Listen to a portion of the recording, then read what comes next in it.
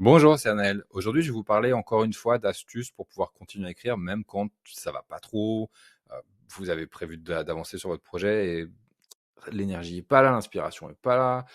Vous luttez, il y a des doutes, vous savez plus pourquoi vous êtes là, etc., etc. Bon, il y a un aspect dont je parle régulièrement, c'est la pression qu'on se met quand on se lance dans un projet d'écriture. En particulier, si vous tenez à développer une carrière, si vous avez envie que vos livres ils existent auprès de votre public, si vous avez envie qu'ils soient lus, pardon, lisibles, j'allais dire, c'est-à-dire public et lisible et donc lu,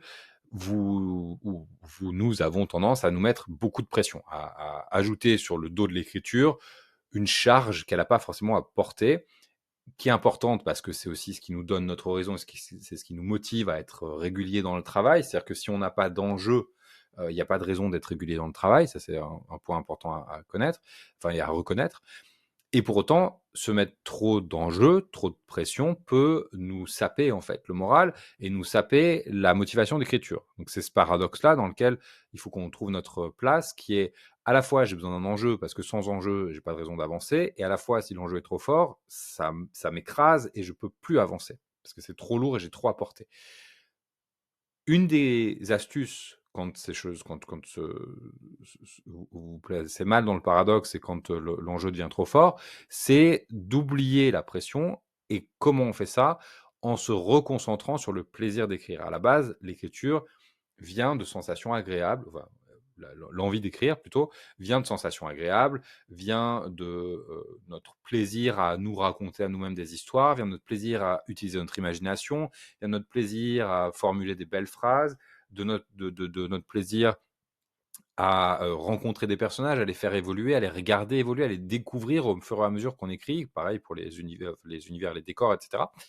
Et donc, se reconnecter à ce plaisir-là, aux sensations vraiment de plaisir, c'est une astuce qui permet, dans des moments où bon, la motivation n'est pas aussi forte parce que l'enjeu est trop fort et qu'on se laisse écraser en fait par la pression, on développe une forme d'anxiété de performance, et ben se reconnecter au plaisir permet justement d'ajouter, de réapporter de la légèreté, de réapporter un aspect ludique à notre pratique.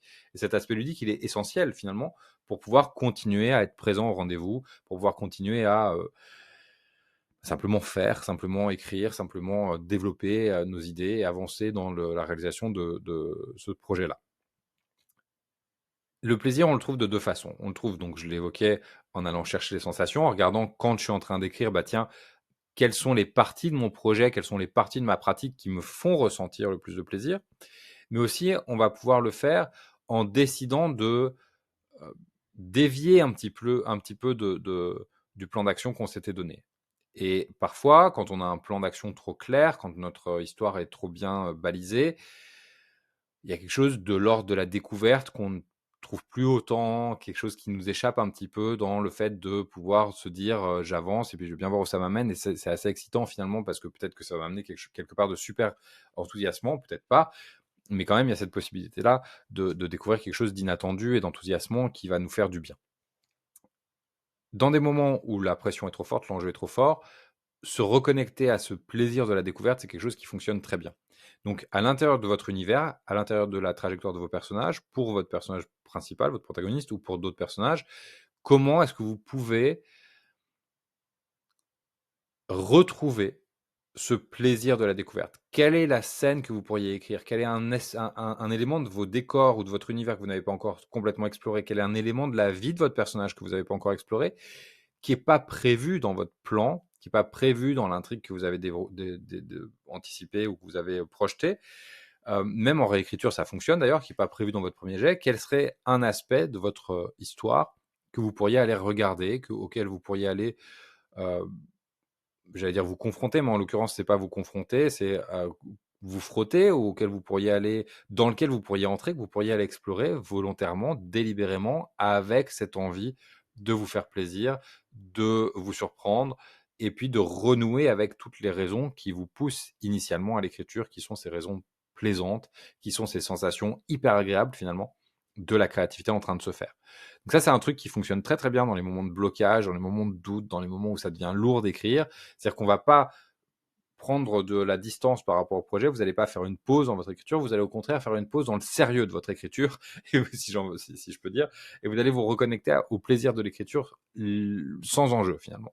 C'est-à-dire, je reste à l'intérieur de mon univers, je pars pas sur une nouvelle histoire, parce que ça ouvre une boîte de nouveaux problèmes qu'on va même pas commencer à aborder. Vous restez à l'intérieur de votre univers, et à l'intérieur de votre univers, vous vous demandez quel serait un aspect qui vous ferait envie. C'est-à-dire qu'à la base, quand vous êtes parti sur cette histoire-là, sur ces personnages, sur cette intrigue, sur cet univers, c'est qu'il y avait quelque chose qui vous plaisait, il y avait quelque chose qui vous attirait, il y avait quelque chose qui vous qui alimentait, qui animait votre curiosité, qui enflammait finalement votre curiosité.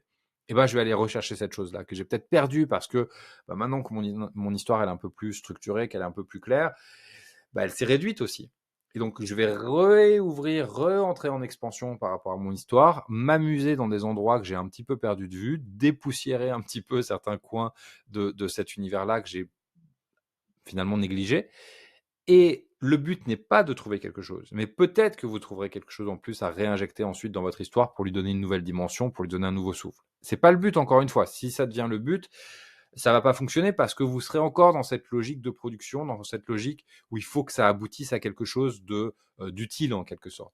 Et là, on veut pas être dans quelque chose d'utilitariste. Il y a des moments où on a besoin d'avoir une posture utilitariste, quand il faut produire l'histoire, quand il faut produire des mots, quand il faut respecter une échéance.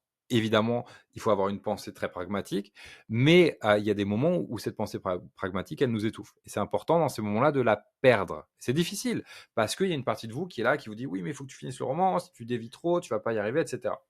Donc il faut faire passer une sorte d'accord avec vous-même qui dit, aujourd'hui, là, j'en peux plus, c'est bon, je veux pas lâcher le projet, je veux pas lâcher la pratique.